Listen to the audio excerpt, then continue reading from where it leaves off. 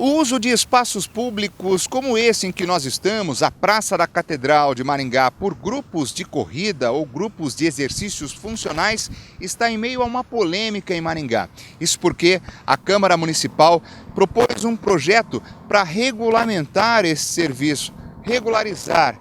A ideia partiu do vereador Mário Verri. O projeto entrou na sessão desta terça-feira já com emendas ao texto original.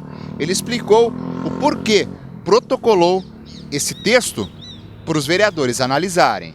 É a regulamentação de uma atividade que já acontece e acontece bem na nossa cidade. Tá? O que essa proposta coloca? Que as pessoas que trabalham com isso, que recebem para trabalhar por isso, ele tem uma autorização do município, como qualquer autônomo da nossa cidade que usa as coisas. Se você vê a pessoa que tem um caldo de cana numa esquina, ele tem uma autorização, ele paga R$ 916 por ano, que pode ser pago até em 5 vezes, para poder fazer seu trabalho como autônomo. Então, esse profissional também. Aí, qual que é o grande objetivo? Dar proteção, tanto para a pessoa que vai lá e contrata o trabalho de uma equipe profissional, e também para aquele profissional que tem o CREF, que estudou para ter aquele documento, e que não tem profissionais que não têm a capacidade para trabalhar. Então, é uma lei muito simples, que atinge muitas pessoas, certo? Que já estão na atividade, que já estão trabalhando de uma maneira muito legal, porque Maringá é bonita e essas atividades acontecem na cidade e queremos que continue, apenas regulamentado.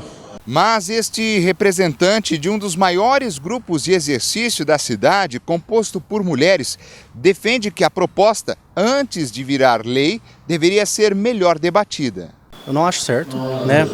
Tem um item ali que fala de cobrança de uma taxa administrativa pelo horário utilizado, que eu acho que isso é inviável, porque primeiramente não tem nem como fazer, né, ir em todos os lugares para ver se está acontecendo. Hoje mesmo de manhã, por obséquio, choveu, então a gente não deu aula, ia ser cobrado do mesmo jeito, mas enfim, eu acredito que é uma boa coisa a regulamentação do nosso serviço, mas do jeito que está proposto não é o ideal.